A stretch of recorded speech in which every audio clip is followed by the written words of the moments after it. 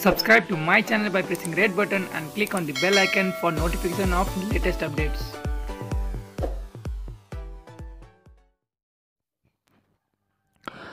भारतले नेपालको जमिन कालापानी हुँदै लिपुलेक भएर चीन जोड्ने सडक उद्घाटन गरेपछि नेपालले भारतलाई औपचारिक रूपमा विरोध पत्र पठाएको छ। परराष्ट्र मन्त्री प्रदीप ग्यावालीले सोमबार भारतीय राजदूत विनय मोहन काओत्रालाई मङ्गलबार मन्त्रालय बोलाएर सडक निर्माणबारे स्पष्टीकरण लिएको र नेपाली भूभाग सडक निर्माण गरेकोमा आपत्तिसहितको पत्र बुझाएको स्रोतले जनाएको छ। लिपुलेक र कालापानीका विषयमा 5 वर्ष यता नेपालीले भारतलाई बुझाएको यो तेस्रो विरोध पत्र हो।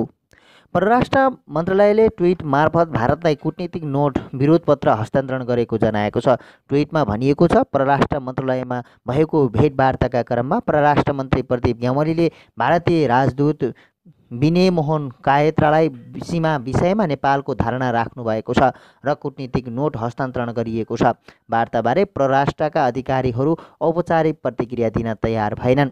भारतीय दूतावासले पनि भेटवार्ताबारे ट्विट मार्फत पुष्टि गरेको छ। राजदूत कायत्राले लिपुलेकमा निर्माण भएको सडकबारे भारतीय विदेश मन्त्रालयद्वारा शनिबार जारी वक्तव्य हस्तान्तरण गरेको दूतावासले जनाएको छ। दूतावासको ट्विटमा भनिएको छ, भारतीय राजदूत क्वात्राले परराष्ट्र मन्त्री प्रदीप ग्यावालीसँग भेटवार्ता गर्नुभयो। राजदूत क्वात्राले त्यस सम्बन्धमा भारतीय धारणा प्रस्तुत गर्नुभयो र भारतीय विदेश मन्त्रालयद्वारा जारी वक्तव्यको कपी हस्तान्तरण गर्नुभयो। स्रोतका अनुसार परराष्ट्र मन्त्री ग्यावालीले भारतीय राजदूत क्वात्रालाई सडक निर्माणबारे प्रश्न गरेका थिए। उनले काली नदी पूर्वका लिम्पुवाधुरा, लिपुलेक र कालापानी नेपाली भूभाग रहेको र भारतले सडक निर्माण गर्नु अनुचित र गलत भएको उल्लेख गरेका थिए। ग्यावालीले थप सडक निर्माण कार्य रोक्न र परराष्ट्र सचिव स्तरीय संयन्त्र मार्फत यथाशीघ्र यस विषयमा वार्ता गर्न नेपालको चाहना व्यक्त गरेका थिए। भारतीय राजदूत कायत्राले भने आफ्नै भूमिमा भारतले सडक निर्माण गरेको र नेपालको सार्वभौमिक सत्तामाथि भारतले अतिक्रमण गरेको स्पष्टीकरण दिएका थिए। उनले कालापानीका विषयमा परराष्ट्र सचिव स्तरीय वार्ताका लागि भारत तयार रहेको भन्दै कोरोना महामारी लगत्तै वार्ताको मिति तय गर्नुपर्ने जोड दिएका थिए। गत 16 कार्तिकमा नेपालको कालापानीलाई भारतले आफ्नो राजनीतिक नक्सामा समावेश गरेपछि सरकारले भारतलाई 4 मङ्सिरमा कूटनीतिक रूपमा विरोध पत्र पठाएको थियो। परराष्ट्र सचिव शङ्करदास बैरागीले नेपालका लागि तत्कालीन भारतीय राजदूत मञ्जित सिंह पुरीलाई मन्त्रालय बोलाएर विरोध पत्र दिएका थिए। विरोध पत्रसँगै नेपालले परराष्ट्र सचिव स्तरीय बैठकका लागि प्रस्ताव गरेको थियो। भारतीय प्रधानमन्त्री नरेन्द्र मोदी र उनका चिनिया समकक्षी ली खसियाङबीच 1 जेठ 2072मा बेजिङमा औपचारिक वार्तापछि जारी संयुक्त वक्तव्यपछि पनि नेपालले भारतलाई विरोध पत्र लेखेको थियो। दुई देशले लिपुलेकलाई व्यापार र तीर्थयात्रीको आगमनका लागि खुला गर्ने सहमति गरेको संयुक्त वक्तव्य सार्वजनिक भएको थियो। सरकारले जेठ अन्तिम साता भारत र चीन दुवैलाई त्यसबेला विरोध पत्र बुझाएको थियो। भारतका रक्षा मन्त्री राजनाथ सिंहले शुक्रबार उत्तराखण्डको घटियागढदेखि नेपालको कालापानी हुँदै लिपुलेकसम्म जोड्ने 80 किलोमिटर सडक उद्घाटन गरेका थिए। शनिबार नेपालले विज्ञप्ति मार्फत लिपुलेक, लिम्पुवाधुरा र कालीपानी नेपाली भूमि रहेको र त्यहाँ बाटो निर्माण गरेर भारतले विगतका उच्चस्तरीय सम्झौता र समझदारी उल्लङ्घन गरेको आरोप लगाएको थियो। शनिबार नै भारतले पनि सडक निर्माण भएको भूमि आफ्नो भएको दावी गर्दै कोरोना महामारी लगत्तै परराष्ट्र सचिव स्तरीय वार्ताका लागि सकारात्मक जवाफ दिएको थियो। परराष्ट्र मन्त्री प्रदीप ग्यावालीले संसदको अन्तर्राष्ट्रिय समिति तथा प्रतिनिधि सभा र राष्ट्रिय सभा बैठकमा आइतबार सम्बोधन गर्ने क्रममा भारतसँग कूटनीतिक वार्ता मार्फत सीमा समस्या समाधान गर्ने बताएका थिए। उनले कोरोना महामारी पछिसम्म नेपाली प्रतीक्षा गर्न नसक्ने पनि बताएका थिए। तर भारतीय कूटनीतिक सूत्रका अनुसार कोरोना महामारी नसकिँदासम्म द्विपक्षीय वार्ता सम्भव छैन। परराष्ट्र स्रोतका अनुसार 2032 को नक्सा अनुसार भारतले नेपालको कालीपानी क्षेत्रभित्र करिब 13 किलोमिटर भएर लिपुलेकसम्म सडक मार्ग बनाएको छ। भारतले दार्चुलाको पिथौरागढबाट गङब्राङ हुँदै गुन्जी भएर कालीपानीतर्फ बाटो मोडेको छ। एक कूटनीतिक अधिकारीले भने भारतीय पिथौरागढबाट गङबाङसँग भारतको बाटो बनाएको थाहा नभएको होइन, गुन्जीबाट पनि भारतीय भूभागतर्फबाट कालापानी बाटो प्रवेश गरेको छ। कालापानीमा भएका गतिविधिबारे जानकारी राख्ने संयन्त्र हामीसँग छैन। कालापानीमा हाम्रो कुनै पनि प्रशासन संयन्त्र छैन। भारतले ब्यारेक राखेको छ, त्यहाँ उनीहरूले सडक बनाएको हामीले थाहा पाउन सकेनौँ, उनले भनेका छन्।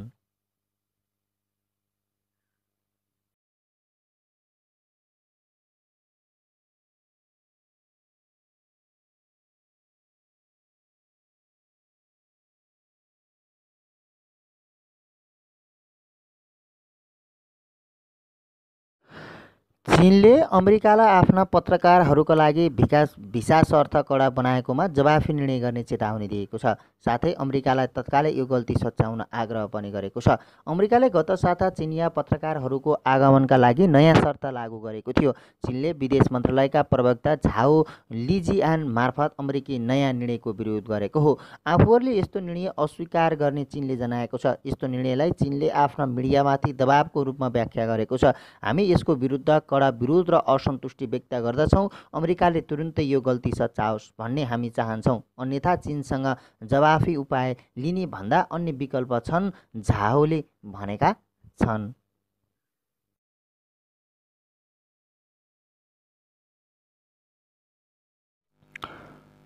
बेलायतमा कोरोना सङ्क्रमणका कारण ज्यान गुमाउने नेपालीको सङ्ख्या दैनिक बढिरहेको छ। करिब 1.5 महिनामा कोरोनाका कारण बेलायतमा 60 जना नेपालीको मृत्यु भइसकेको लन्डनस्थित नेपाली दूतावासले सोमबार पुष्टि गरेको छ। विदेशमा कोरोनाबाट नेपालीको मृत्यु भएको यो नै सबैभन्दा धेरै सङ्ख्या हो।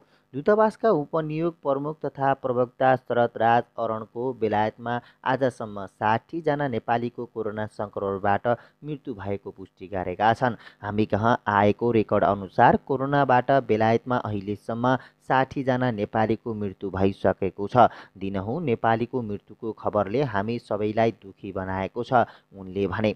सबै मृतकका परिवारप्रति दूतावासको तर्फबाट समवेदना प्रकट गर्दछौँ। कोरोनाबाट मृत्यु भएका नेपाली मध्ये गोर्खा भूतपूर्व सैनिकहरूको सङ्ख्या बढिरहेको छ। दूतावासका अनुसार मृतक 60 मध्ये 49 जना गोर्खा भूतपूर्व सैनिक र 3 का परिवारका छन्। त्यस्तै मृत्यु भएका मध्ये 50 जना पुरुष र 10 जना महिला रहेका छन्। कोरोनाबाट मृत्यु हुने नेपालीहरूमा सबैभन्दा बढी उमेर 95 वर्ष र कम उमेर 32 वर्ष रहेको दूतावासले जनाएको छ। दहीमा 6 जना र बर्दियामा 1 जना गरी थप 13 जनामा कोरोना पुष्टि भएको हो। यो सँगै सोमबार एकै दिन 24 जनामा कोरोना सङ्क्रमण पुष्टि भएको स्वास्थ्य मन्त्रालयका एक अधिकारीले बताएका छन्।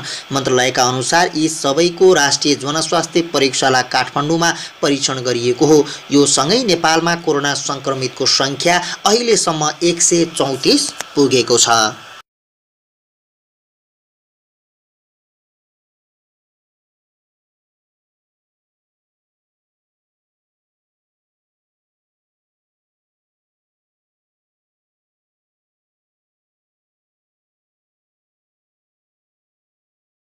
कुमार नेपालले सिमानामा काँडेतार लगाउन राखेको प्रस्तावलाई समर्थन गरेका छन्। सोमबार सामाजिक सञ्जाल फेसबुकमा स्टाटस लेख्दै मुख्यमन्त्री पोखरेलले सीमा क्षेत्रका जनताको सुविधाका लागि आउजाउका नाका थप गरेर भए पनि नेपाल भारत बीचको सिमानामा तारबार गर्नु आवश्यक रहेको बताएका हुन्। सोमबार प्रतिनिधि सभा अन्तर्गत अन्तर्राष्ट्रिय सम्बन्ध समितिको बैठकमा पूर्व प्रधानमन्त्री नेपालले सिमानामा घरिघरि समस्या आइरहेको भन्दै भारतीय सीमामा काँडेतार र पर्खाल लगाउने सम्म पनि सरकार अगाडि बढ्नुपर्ने बताएका थिए। मुख्यमन्त्री पोखरेलले सोही प्रस्तावप्रति समर्थन गर्दै फेसबुकमा लेखेका छन्, सामयिक र दूरगामी महत्त्वको प्रस्तावमा का लागि वरिष्ठ नेता माधव कुमार नेपाललाई हृदयदेखि नै धन्यवाद।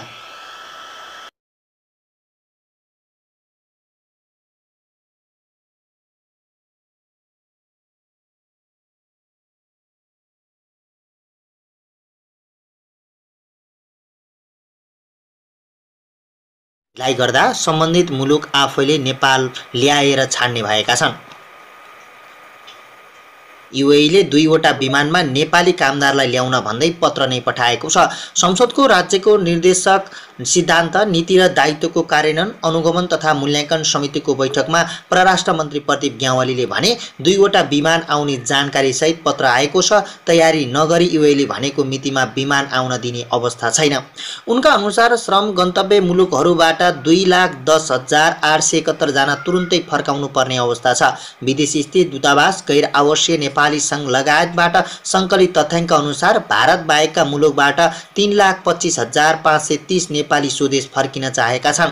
भारतबाट पनि करिब 2.5 लाख नेपाली स्वदेश फर्किन चाहेका छन्। साँच्चै सङ्कटमा परेकालाई नेपाल ल्याएर व्यवस्थापन गर्ने सम्बन्धमा तयारी अघि बढेको छ उनले भने। भारतले मङ्गलबारदेखि रेलवे सेवा सञ्चालन गरेपछि नेपालको सीमामा आउने सङ्ख्या बढ्ने उनले बताए। त्यसले अहिलेको अवस्थामा उलटफेर ल्याइदिन्छ परराष्ट्र मन्त्री ग्यावालीले भने। त्यसको लागि नेपालले थप तयारी गर्नुपर्नेछ। उनले अहिले विदेशबाट आउने सबै नेपालीको व्यवस्था गर्ने क्षमता सरकारसँग नभएको पनि बताएका छन्। भारतमा रहेका सबै नेपाली आउनुभयो भने गाह्रो हुन्छ उनले भने। विमानमा आएर अलपत्र परेका नेपालीहरूको व्यवस्थाको लागि गृह मन्त्रालयले तयारी गरिरहेको छ। आज भोलि नै यो विषय टुङ्गिन्छ परराष्ट्र मन्त्री ग्यावालीले भनेका छन्। नेपाली राष्ट्रिय फुटबल टिमका पूर्व सदस्य रञ्जित श्रेष्ठलाई कोरोना सङ्क्रमण भएको छ। वैदेशिक रोजगारीको सिलसिलामा हाल युएईको दुबईमा रहेका उनलाई कोरोना भाइरसको सङ्क्रमण देखिएको हो। रञ्जितले कुराकानी गर्दै आफूलाई कोरोना पोजिटिभ भएको बताएका छन्। कोरोनाको सङ्क्रमण देखिए पनि स्वास्थ्य अवस्था सामान्य रहेको उनले जानकारी दिए। कोरोना पोजिटिभ देखिए पनि अवस्था सामान्य छ, आइसोलेसनमा बसिरहेको छु, सामाजिक सञ्जाल फेसबुकमा भिडियो पोस्ट गर्दै रञ्जितले भनेका छन्। रञ्जितले कोरोनासँग नआत्तिन सबैसँग आग्रह पनि गरेका छन्। रञ्जित सन् 2009मा बङ्गलादेशमा भएको साफ च्याम्पियनसिपमा नेपाली टिममा थिए। घरेलु फुटबल फ्रेन्ड्स क्लबबाट खेलको अनुभव पनि उनीसँग छ।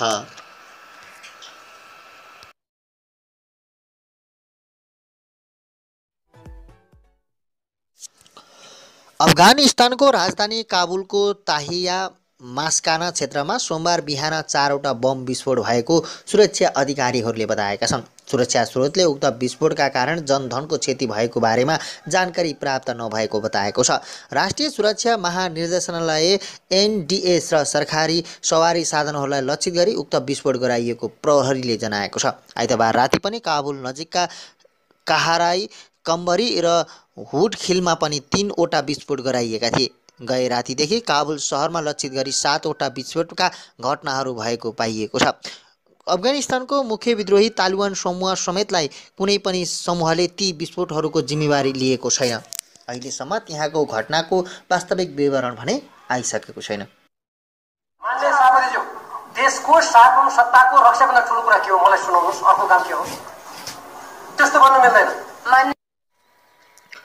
भारतीय प्रधानमन्त्री नरेन्द्र मोदी र चिनिया प्रधानमन्त्री ली खस्याङले 1 जेठ 2072मा लिपु लेकलाई व्यापारिक तथा दुई देशको तीर्थयात्री आवाज जावत गर्ने केन्द्र बनाउन 1 जेठ 2072मा सहमति गरे।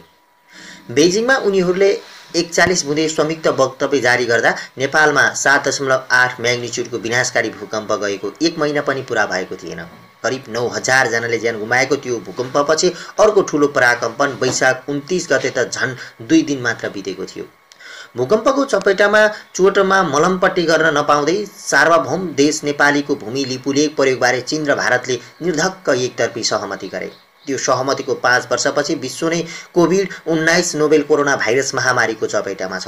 यो सङ्कटपूर्ण घडीमा भारतले पिथौरागढबाट कैलाश मानसरोवर पुग्ने सडकको उद्घाटन गरेको छ। नेपाल भूमि भूकम्पले थिलो भएका बेलामा दुई देश मिलेर दिएको चोट कोरोनाको बेलामा बल्झिएको छ। पूर्व सचिव द्वारिकानाथ ढुङ्गेल भन्छन्, त्यति बेला चीनले नेपाललाई नबिर्सेको भए यति बेला कैलाश मानसरोवर सडक उद्घाटनको प्रसङ्ग नआउन सक्थ्यो। हुन पनि 2072को सहमतिपछि नै भारतले यो लिङ्क रोड निर्माणलाई तीव्रता दियो। सन् 2015मा भारतीय रुपैयाँ 85 करोड विनियोजन गरेको भारतले 2018मा त्यो रोड बनाउन 390 करोड निकासा गर्यो।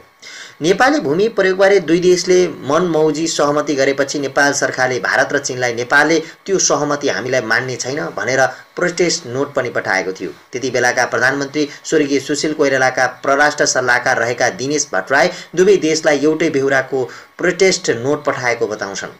त्यतिबेला भारत र चीन दुवैलाई प्राकपको नाम मात्रै फरक पारेर उही भाषामा पत्रचार गरेका थियौँ। भट्टराई भन्छन् पछि चिनिया मन्त्री आउँदा पनि यो कुरा उठेको थियो, तर चीनले वास्ता नगरेको भट्टराई बताउँछन्। परराष्ट्र मन्त्रालयका एक अधिकारी भने नेपालको प्रोस्टेट नोटको जवाफ चीनले पठाएको बताउँछन्, तर चीनको जवाफमा पक्षताप गरिएको वा छलफल गरेर टुङ्गो लगाउला भन्ने आशय नझल्किएको उनी बताउँछन्। सन् 1954 मा भारत र चीनबीच बेजिङमा भएको 5 प्रिन्सिपल्स अफ पिसफुलको एक्जिस्टेन्समा लिपुलेखलाई उनीहरू दुई देशबीचको सीमाबिन्दुको रूपमा उल्लेख गरेको छ। त्यसबेला चीनले भर्खरै स्वशासी क्षेत्र बनाएको तिब्बत सिमानामा पर्ने क्षेत्रबारे निर्णय गर्दा पनि उनीहरूले नेपाललाई बेवास्ता गरेको देखिन्छ। यद्यपि सन् 1962 को चीन भारत युद्धपछि त्यो सम्झौता कायम नरहेको परराष्ट्र मामिलाका जानकारहरू बताउँछन्। नेपालले चीनबीच सन् 1955 मा दैत्य सम्बन्ध स्थापना भएको हो। दैत्य सम्बन्ध अघिको सहमति भएकाले नेपालले त्यसलाई मान्नै पर्ने बाध्यता पनि छैन। नेपाल र चीनबीच 1408 किलोमिटर लामो सीमा छ। 7 माघ 2019 मा भएको प्रोटोकलका आधार उत्तरी छिमेकीसँगको सीमा रेखाङ्क, चिह्न तथा स्तम्भ निर्धारण भएको थियो। सिक्किम सीमादेखि लिपुलेखसम्म 11 ठाउँमा गएर चीनले नेपालको 64 हेक्टर भूभाग मिचेको जानकारहरू बताउँछन्। कुल 69 सीमा स्तम्भ मध्ये दोलखाको लामा बगर पूर्व कोलाङपारीको 57 नम्बरको सीमा स्तम्भ सबैभन्दा समस्याग्रस्त मानिन्छ। सगरमाथा चुमुलोङ्गनमा सीमा विवाद भने चिनिया प्रधानमन्त्री चाङु लाईको विक्रम सम्वत 2017 सालको नेपाल भ्रमण अघि नै मिलिसकेको थियो। दोस्रो पटक नेपाल भ्रमणमा आउँदा चाओ एन लाईले सम्पूर्ण तथ्यहरूले सगरमाथा नेपालकै भएको देखिसकेको बताएका थिए। नेपाल र चीनबीचको सीमा निर्धारण हुँदा लिपुलेखमा सीमा स्तम्भ राखिएन। त्यसको कारण थियो भारतको अनुपस्थिति। तीन मध्ये एउटा मात्रै देशको अनुपस्थितिमा त्रिदेशीय बिन्दु निर्धारण सम्भव थिएन। त्यतिबेला भारत उपस्थित नहुँदा चीन र नेपालले त्रिबिन्दु निर्धारण गर्न सकेन। भारतको कालापानी सुस्ता गरेको अतिक्रमणबारे अध्ययन गर्न 2072 सालमा गठित अध्ययन समितिका संयोजक सूर्यनाथ उपाध्याय भन्छन्। तर त्यही लिपुलेखको विषयमा चीन र भारत मात्रै बसेर निर्णय गरे, जुन नेपाललाई मान्ने छैन। नेपाल र चीनबीचको सीमाना रेखाङ्कन तथा स्तम्भ निर्धारणका बेला लिपुलेख नेपालको हो भन्ने चीनलाई पुरापुर थाहा थियो। त्यही भएकाले ऊ भारत आएपछि मात्र त्रिबिन्दु निर्धारण गर्न सहमत भएको थियो। यही कारण लिपुलेखको विषय टुङ्गो लगाउन नेपाल, भारत र चीनबीच त्रिपक्षीय वार्ता हुनु जरुरी देखिन्छ। सन् 1816 मा सुगौली सन्धि अनुसार लिम्पुवाधुरा मुहान भएको काली महाकाली नदी नै नेपाल र भारतबीचको सीमा नदी हो। तर भारतले चीनलाई हेरेर गुन्जी, कुटी, कालापानी, लिपुलेख लगायतका नेपाली भूभाग अतिक्रमण गरेको जानकारहरू बताउँछन्। लडाईका बेला चीनलाई निगरानी गर्न सजिलो हुन्छ भनेर भारतले हाम्रो त्यो क्षेत्रमा कब्जा जमाएको हो। पूर्व राजदूत हिरण्डे लाल श्रेष्ठ भन्छन्। उनीहरूबीच सम्बन्ध सुधार हुँदा नेपाललाई अप्ठ्यारो पर्ने काम गर्न पाइँदैन। चिनिया राष्ट्रपति सी जिनपिङको गत असोजमा भएको नेपाल भ्रमणको पूर्व सन्ध्यामा सिकै नाममा प्रकाशित लेखको एउटा वाक्यांश थियो, चीनले राष्ट्रिय सार्वभौमिकता, स्वतन्त्रता, देशको अखण्डताको रक्षा गर्न र देशको अवस्था अनुरूप विकास मार्ग अपनाउन नेपाल दृढतापूर्वक समर्थन गरेको छ। चीनले विभिन्न सार्वजनिक मञ्चमा समेत छिमेकी देशहरूको सार्वभौमिकता र अखण्डताको पक्षमा रहेको बताउँदै आएको छ। उसले साना देशहरूको सार्वभौमिकताको रक्षा गर्न समेत बताउने गरेको छ। परराष्ट्र मामिलाका जानकार दिनेश भट्टराई भन्छन्, भेट हुँदा मिठो बोल्ने उत्तरी छिमेकीले भारतीय अतिक्रमण हुँदा मौन बस्न मिल्दैन। पूर्व परराष्ट्र मन्त्री समेत रहेका राष्ट्रिय प्रजातन्त्र पार्टीका अध्यक्ष कमल थापाले नेपालको सहमति बिना त्रिदेशीय बिन्दु लिपुलेखलाई व्यापारिक नाका बनाउनु आपत्तिजनक भएको बताउँछन्। नेपालको विरोधलाई व्यवस्था गर्दै सडक बनाउने भारत र सो बाटोमा यातायात सञ्चालन गर्ने दिने चीन दुवैले नेपालको सार्वभौमिकताको उपेक्षा गरेका छन्। परराष्ट्र मन्त्री थापाले ट्विटमा भनेका छन्, यस विषयमा भारत र चीनले वार्ता गर्न र प्रमाणका आधारमा त्रुटि सच्याउन तयार हुँदैनन् भने केवल वक्तव्यबाजी मात्रै गरेर हुँदैन, राष्ट्रिय सहमतिका आधारमा अन्तर्राष्ट्रियकरण गर्नुपर्छ। यसैबीच पूर्व प्रधानमन्त्री एवं नेकपा अध्यक्ष प्रचण्डले आइतबार प्रतिनिधि सभाको राज्य व्यवस्था एवं सुशासन समितिको बैठकमा बोल्दै लिपुलेखको सीमा विवादमा भारतसँग चीन समेत संलग्न भएको बताएका छन्। लिपुलेखको अतिक्रमणबारे प्रचण्डले संसदीय समितिको बैठकमा भने, यो त्रिदेशीय जस्तो बन्न गएको छ। यो दुईवटा देशले मात्र हल गरेर पनि अब अप्ठ्यारो छ। त्यो चीन पनि संलग्न भएको छ। भारत चीनको सम्झौता सहमति भएको हुनाले उनले भनेका छन्।